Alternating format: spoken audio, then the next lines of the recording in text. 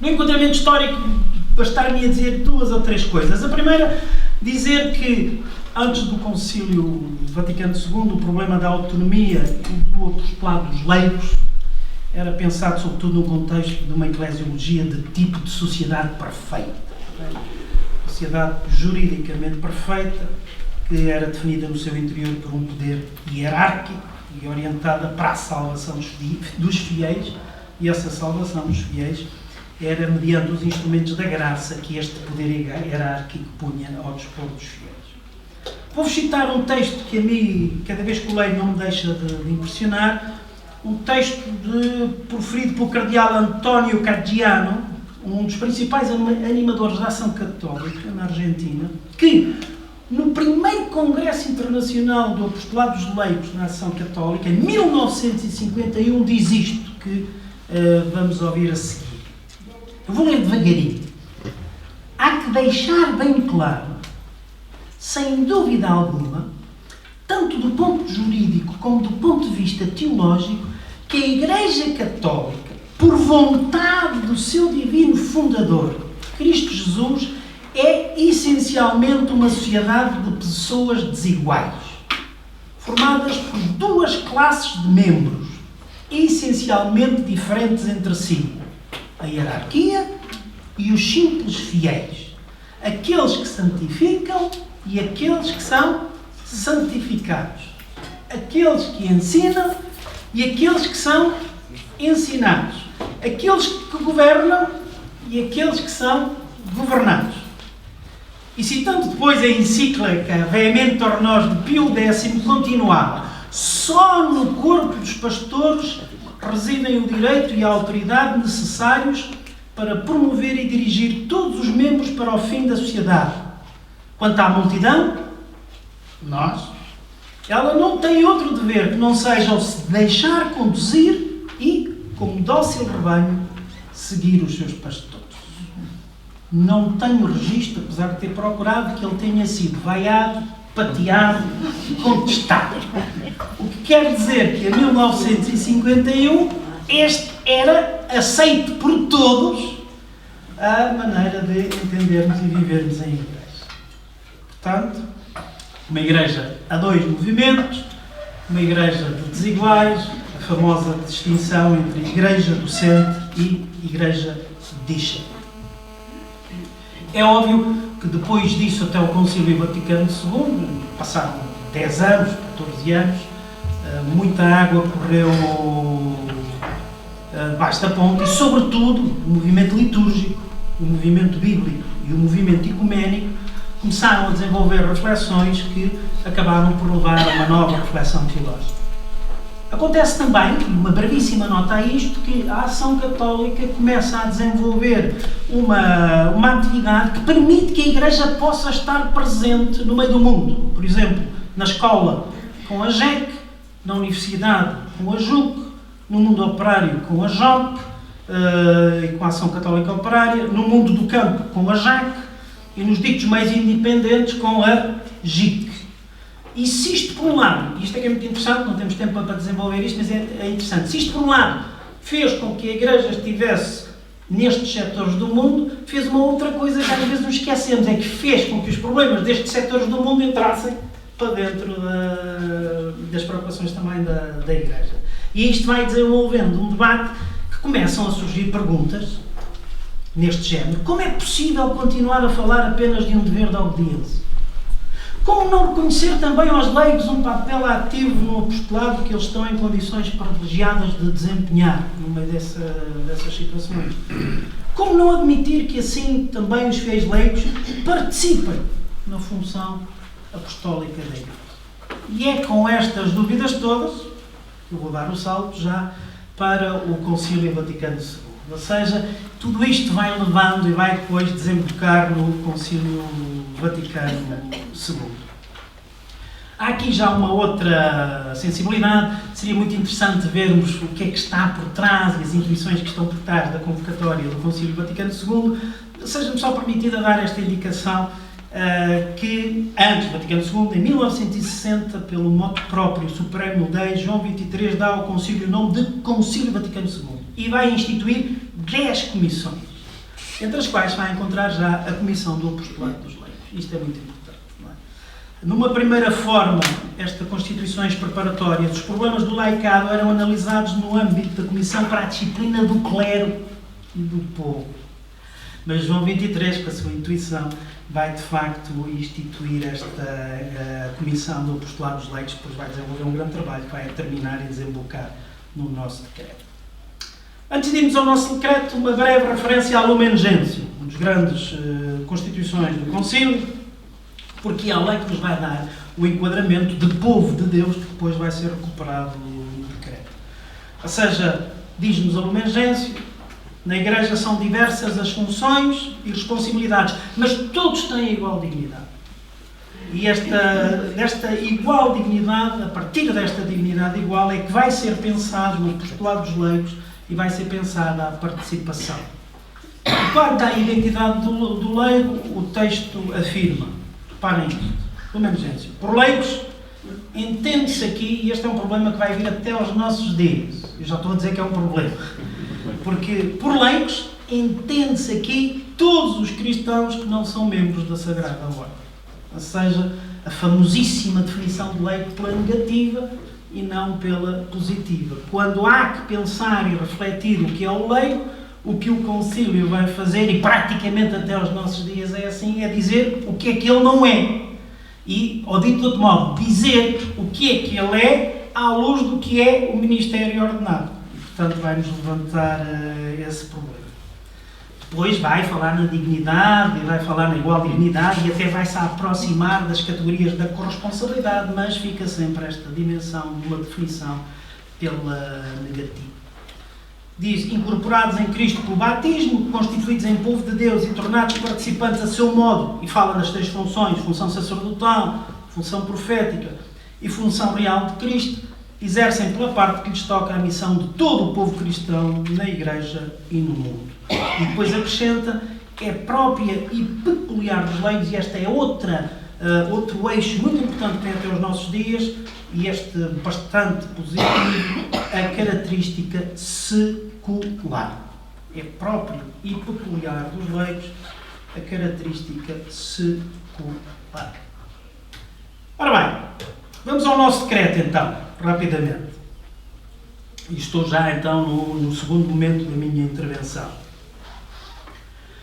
A maior parte da reflexão desenvolvida no Concílio Vaticano II vai desembocar então neste decreto sobre o apostolado dos leigos, a apostólica, a atuosidade e a atividade apostólica dos leigos.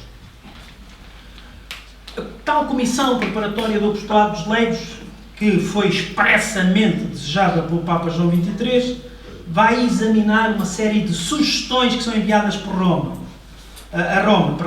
31 proposições sobre o apostolado laical em geral, 127 sobre as associações de fiéis em geral e sobre a ação católica em particular, e 6 sobre as associações internacionais. E vai definir o seguinte esquema de trabalho. Ponto 1.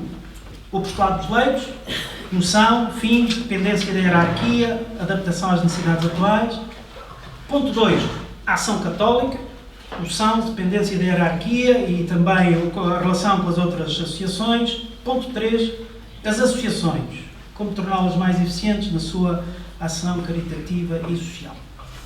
Ano e meio de trabalho, até que surge um primeiro esquema, o apostolado dos leigos, que é dividido em 4 partes com 42 capítulos. Este esquema aborda os vários problemas relativos à experiência das associações, dando destaque às relações de dependência mais ou menos direta com o clero, e começa já a surgir aqui um discurso algo diferente entre o chamado apostolado direto e o chamado apostolado indireto. O apostolado indireto tem um bocadinho mais de autonomia, mas depois de uma primeira discussão acaba por ser reconhecida a necessidade de reduzir o texto. O texto era demasiado longo, perdia-se com coisas, e então em julho de 63 vai surgir um novo esquema com 48 páginas que é enviado aos padres. E a matéria agora é repartida em 2 partes. Primeiro, sobre o apostolado dos leigos em geral. Segunda, sobre o apostolado dos leigos em espécie. Desta primeira consulta são recebidas muitas sugestões que vão permitir a reformulação do documento, que resulta num novo texto. Reparem, o número de páginas é substancialmente reduzido, passa para 16, bem como o número de parágrafos de 91 para 21, e que se vão dividir agora por 5 pontos, os 5 capítulos da vocação apostólica do laicado e por aí fora. Nos princípios de outubro de 64, o esquema é apresentado e discutido na aula conciliar, onde é criticado porque não tira as devidas consequências da doutrina acerca do povo de Deus. Muito interessante. E porque não acentua suficientemente a responsabilidade e a espiritualidade laical. 144 intervenções a criticar. Agora vejam, 64, tomei nota disto. Pela primeira vez, um leigo, Patrick Keegan, presidente do Movimento Mundial dos Trabalhadores Cristãos, intervém na aula conciliar. Ou seja, desde 62 a 64 fala sobre os leigos, só em 64, pela primeira vez, intervém na aula conciliar. O esquema é de novo retocado, é enviado aos padres, e em julho de 65 a estrutura mantém-se, mas os parágrafos são agora 33, aumentaram. Finalmente, no princípio da quarta sessão presencial, da quarta sessão conciliar, procede-se à votação por partes e capítulos. As emendas ou modos propostos foram cerca de 700 e, finalmente, a votação geral tem o seguinte resultado. 2.201 placet, 2 não placet e 5 nulos. No dia 18 de novembro, na 8ª sessão pública, procede-se à última votação pública. Dos 2.342 votantes, 2.340 votam placet e 2, devem ter sido os mesmos 2 da Abvase, votam non-placet. O Santo Padre Paulo VI promulgou solenemente o decreto. Portanto, com uma esmagadora, mas ele tinha avisado, isto é bom dizer-se, o Papa Paulo VI tinha avisado, ou vocês entendem-se e aprovam os documentos por larga maioria, ou eu não os promulgo. E, portanto, eles seguiram isto. Bem, linhas de força do decreto, muito rapidamente. Diz no proémio, eu vou só sublinhar a modo de flash, o apostolado decorre da própria educação cristã e nunca poderá faltar à Igreja. Primeira grande afirmação. No proémio, o apostolado decorre da própria educação cristã e nunca poderá faltar à Igreja. Tem depois o capítulo 1, vocação dos leigos ao apostolado. A perspectiva eclesiológica presente no decreto é a da Lumen Gentium, do povo de Deus. E o apostolado dos leigos é apresentado como sendo fundado na missão da Igreja, da qual participam plenamente os fiéis. Segunda afirmação importante. O apostolado dos leigos é a própria missão da Igreja. E os fiéis participam disto em virtude do seu batismo. Porque a vocação ao apostolado deriva diretamente do batismo. E o texto continua afirmando que a missão dos leigos é exercida no meio do mundo, a tal índole secular, e das ocupações terrenas. E é aí que reside a sua especificidade na concretização da missão da Igreja. A especificidade do apostolado laical é no meio do mundo. Verão porque é que eu estou a insistir nisso, a importância disto. E ao referir-se ao fundamento do apostolado dos leigos, o texto do decreto diz com toda a clareza, vejam isto, é muito importante, que é o próprio Senhor que mandata cada um para o apostolado. Pelo que não é necessário nenhum mandato especial da hierarquia para que o cristão leigo participe na função sacerdotal, profética, real de Cristo e exerça o seu apostolado. Ora, deste modo, a relação entre leigos e hierarquia não deve ser de submissão, mas de diálogo e mesmo de corresponsabilidade. E por causa disto, a fecundidade do apostolado dos leigos depende da sua união a Cristo, raiz e fundamento da sua espiritualidade. Capítulo 2, os fins do apostolado dos leigos. Uma afirmação importante também. O decreto vai dizer que o apostolado dos leigos não tem só a ver com a evangelização e santificação dos seres humanos, mas também com a animação e o aperfeiçoamento da realidade social, destacando a este nível a importância do apostolado dos leigos. E sublinha que é na linha da ordem temporal a importância da sua ação. Depois o capítulo 3 fala sobre os vários campos do apostolado, alarga a totalidade, e o capítulo 4 vai falar sobre as várias formas de apostolado. E aqui destacaria uma coisa breve, diz assim no número 16. O apostolado individual, que deriva com abundância da fonte de uma vida verdadeiramente cristã, é a origem e condição de todo o apostolado dos leigos, mesmo do associado, e nem nada o pode substituir. Isto é muito importante. O apostolado individual deriva de uma vida verdadeiramente cristã, portanto, parte do batismo. Este apostolado individual, que cada um é chamado a fazer por causa do seu batismo, é que é a condição de todo o apostolado dos leigos, e mesmo aquele associado, quando estamos associados em grupos, em movimentos, em estruturas, deriva deste... que recebe o mandato diretamente de Jesus Cristo. Mas não é o que eu disse há bocado. Não é o mandato da hierarquia, é diretamente de Jesus Cristo. Capítulo 5. Depois de ter dito isto tudo bonito, capítulo 5. À boa maneira do concílio, uma no cravo, outra na ferradura, né? Dizia, o Padre Janela conta sempre esta história. Vossa Excelência dá uma no cravo e outra na ferradura. E o outro responde, Vossa Excelência nunca está quieto. No cravo, outra na ferradura. Compete à hierarquia fomentar o apostolado dos leigos, fornecer os princípios e os auxílios espirituais, ordenar para o bem comum da Igreja o exercício do mesmo apostolado e vigiar para que se conservem a doutrina e a ordem. E depois diz claramente, de facto, para que as diversas iniciativas dos leigos possam ter o nome de católicas, elas têm de ter a aprovação explícita da legítima autoridade eclesiástica. Ou seja, autonomia diretamente de Cristo, mas tutelada. E tutelada pela hierarquia da Igreja. E esta questão fica por resolver e vem até aos nossos dias.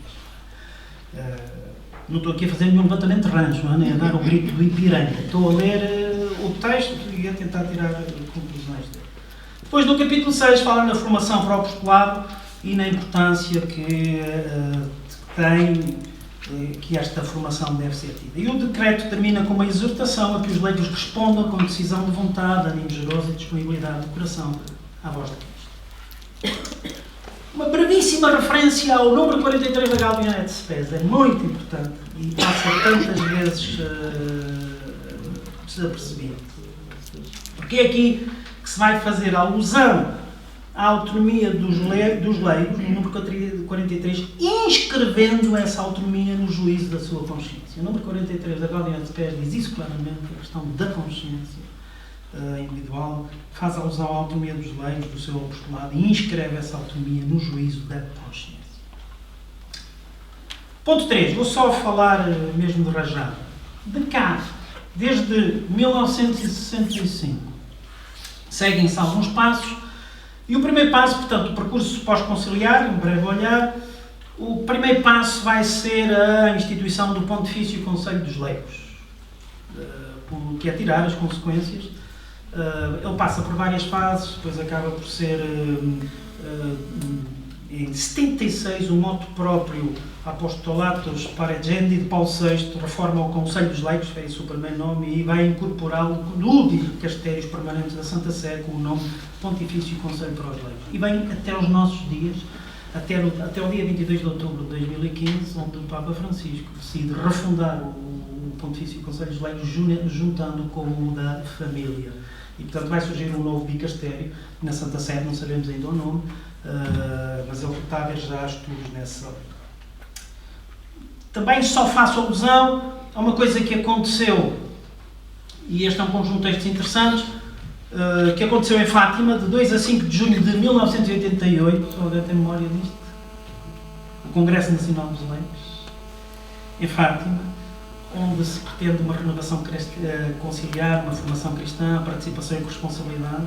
88. Os fins dos anos 80 vão ser muito importantes, porque também em 88 e 30 de dezembro é promulgada a exortação apostólica Christi Fideles Laicidi, do Papa João Paulo II.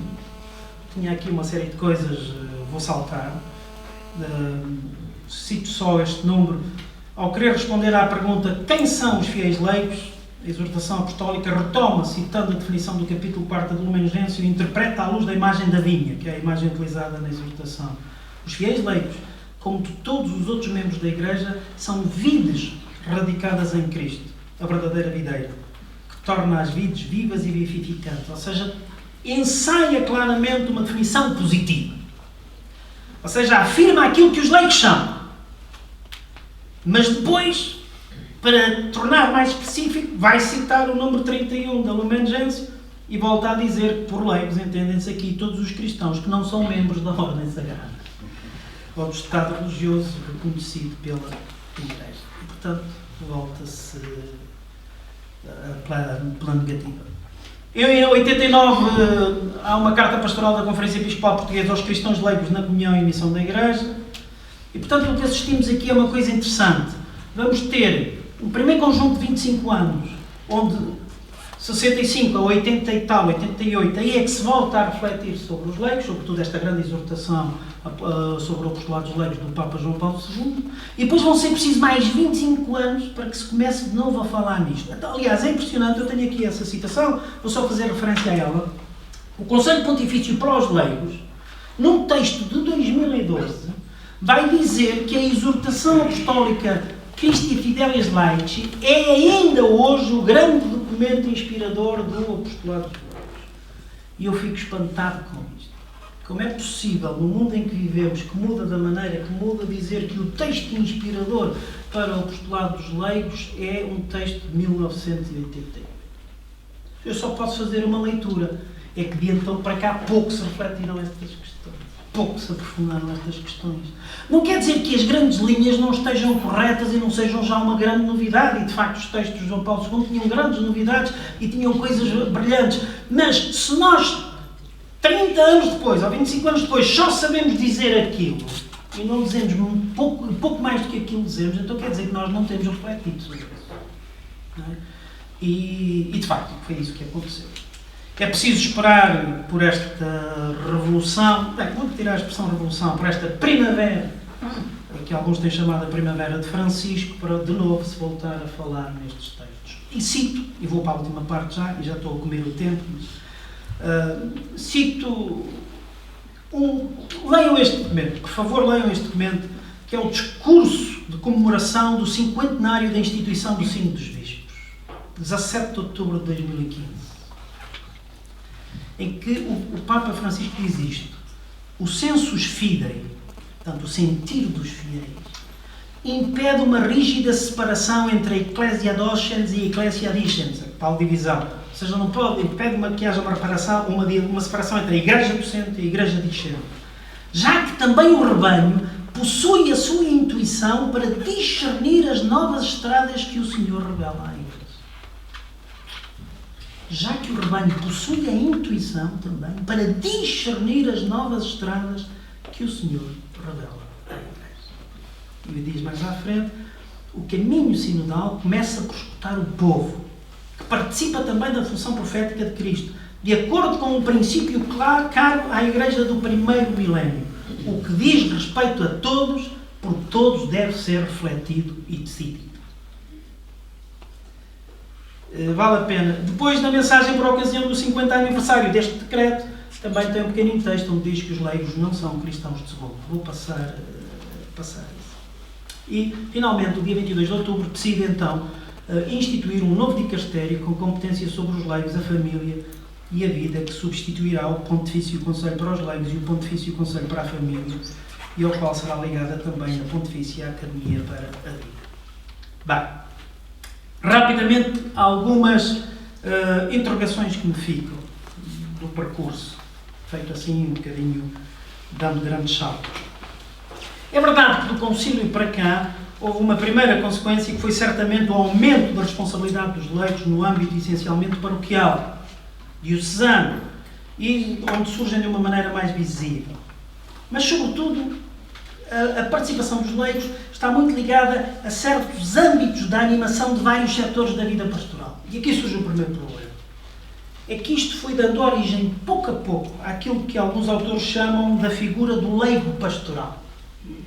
Ou seja, alguém fortemente envolvido no desempenho das inúmeras funções de uma ação eclesial, cada vez mais estruturada, mas um leigo que vai interpretar a sua vocação, sobretudo, em referência à experiência da comunidade cristã, com uma competência que vai aumentando até correr o risco, e em não poucos casos, de se tornar como que excessiva quando começa a perder uma referência concreta com a inserção no mundo. Ou seja, o leigo pastoral. Parece que a atividade do apostolado dos leigos se reduz ao ad intra e não o ad extra, a eclésia, o tal no meio do mundo. O leigo pastoral, e até dizemos na nossa cabeça quem é que são os leigos empenhados. Os leigos empenhados são os que passam a vida toda dentro da comunidade eclesial, ou da catequese. Eu não estou a dizer para não darem catequese, não é? Estou a dizer é que há aqui outras referências à índole secular que estão postas. Portanto, esta figura do leigo pastoral. Segunda nota, secularização crescente, acompanhada, e isto parece-me importante, porque o problema não é só a secularização, é também a deficiente inculturação da fé, são duas faces da mesma moeda.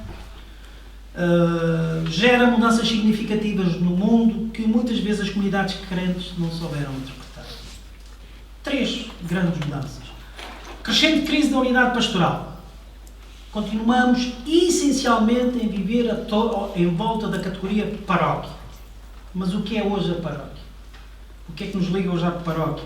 Como pode ela ser pensada e repensada, por exemplo, em unidades urbanas como é a nossa? Segunda nota. Crise de uma unidade da militância laical em torno da ação católica, que pouco a pouco foi perdendo a sua relevância e que hoje não foi substituída por nada, e portanto surgem muitas propostas de associações e movimentos, mas existe uma clara atomização e fragmentação.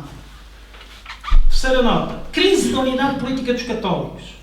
No pós-guerra foi realizada em torno a um ideal da democracia cristã. Hoje não. Hoje os católicos podem ser encontrados em todas as tendências políticas.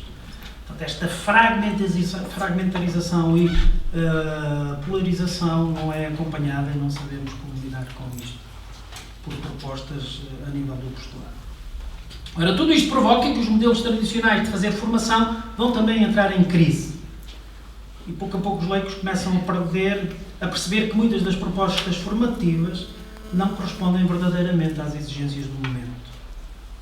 Reparem, há também uma tendência em que as diversas associações, por causa desta atomização, viram-se para si mesmas, preocupam-se quase que exclusivamente com as suas iniciativas e atividades, sem grande intercâmbio com outras associações, e isto vai gerando uma imagem do laicado cada vez mais fragmentada. Com frequência, a relação dos leigos pertencentes a movimentos e associações, que podem ter sido chamados até como um grande sopro do espírito, Bento XVI chamou-os assim, mas esta relação dos leigos pertencentes a movimentos e associações com a Igreja é mediada muitas vezes quase que exclusivamente pelo movimento a que pertencem, pela cultura, pelas suas orientações e pela liderança que existe no movimento e não propriamente pela dimensão eclesial, embora os movimentos façam parte da Igreja, isso é inequívoco. E, penúltima nota. Hoje a questão do laicado pode verdadeiramente, do meu ponto de vista, ser considerada uma questão da Igreja. E sobretudo a este nível.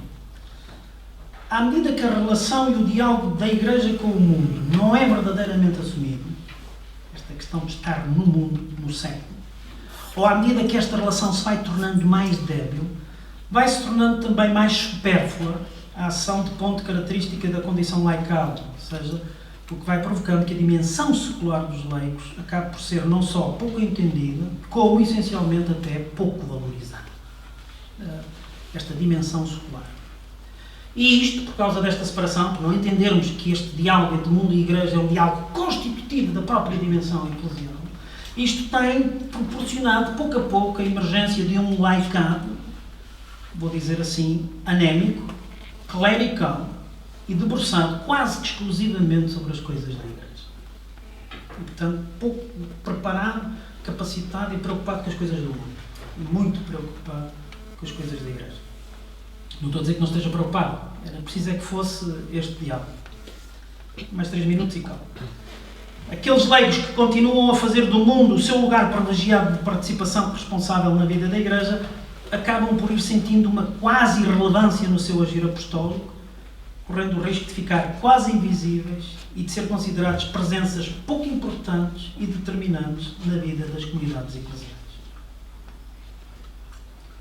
A pergunta é esta: como fazer que o testemunho, muitas vezes individual, que era dito atrás que é a fonte de tudo, como fazer, repito, que o testemunho, muitas vezes individual, no meio do mundo, não seja experiência de solidão, mas sim expressão de uma corresponsabilidade que se alimenta na vida da comunhão da comunidade. Como criar, porque é urgente criar espaços nas nossas comunidades, aos diversos níveis, espaços de reflexão e discernimento dos sinais dos tempos, permitam pôr em diálogo esses tempos com o Evangelho, de modo a ir possibilitando e incentivando a constituição de uma amadurecida e adulta opinião pública no interior da Igreja. Porque verdadeiramente nós não temos uma amadurecida e adulta opinião pública no interior da Igreja. E isto já tinha sido dito há 25 anos no tal Congresso Nacional dos Leigos, por um homem chamado Borges de Pinho, que afirmava, e cito: na falta de uma autêntica, esclarecida, corajosa opinião pública interna a nível da Igreja em Portugal, estará um dos fatores determinantes do pouco sentido de corresponsabilidade dos cristãos e de alguma ineficácia no deixar transparecer a força do testemunho cristão. Há 25 anos que eu disse isto, parece-me totalmente atual. Daqui brota também o desafio de pensar a sério em todas as suas consequências o diálogo intra-eclesial, como verdadeira reciprocidade. O diálogo intra-eclesial como verdadeira reciprocidade entre leigos e ministros ordenados, e não simplesmente como um dar e receber unilateral. Porquê é que é tão difícil, mesmo ao Concílio Vaticano II, e depois dele ao Ministério Magisterial e Pastoral da Igreja, admitir um diálogo intra-eclesial em reciprocidade, tentando a partir dele discernir e identificar a vontade de Deus quanto à configuração e à ação da Igreja no nosso tempo? Finalmente, a reflexão acerca da identidade laical tem hoje de continuar a fazer-se. Ainda está demasiado presente a afirmação de uma identidade marcada pela oposição que resulta do binómio clérigo-leigo, pelo que é necessário procurar definir, do meu ponto de vista, quais são os aspectos característicos, ainda que porventura não exclusivos, de uma identidade laical. Nessa tentativa de procura, avanço só a modo de proposta, como núcleo polarizador desta reflexão, o significado teológico e eclesial da vivência da secularidade. O que é isto de viver a secularidade? O que é isto de viver no século? Nós até olhamos para a secularidade e para a secularização como um dos grandes males do nosso tempo, e o que eu proponho é uma reflexão teológico-eclesial sobre a vivência existencial da secularidade. A consciência batismal crismal, o que é isso? A fidelidade aos dons do Espírito e o empenhamento direto e imediato nas tarefas cotidianas da construção. Termino. Não se pode ignorar nem sequer secundarizar a novidade e a renovação que o Concílio introduziu na reflexão acerca da identidade e missão dos leigos. No entanto, temos de reconhecer que existem questões em aberto em relação ao verdadeiro alcance dessa renovação e novidade. Mas os caminhos foram abertos e cabe agora a todos nós, enquanto comunidade, continuar a percorrê-los. Muito obrigado.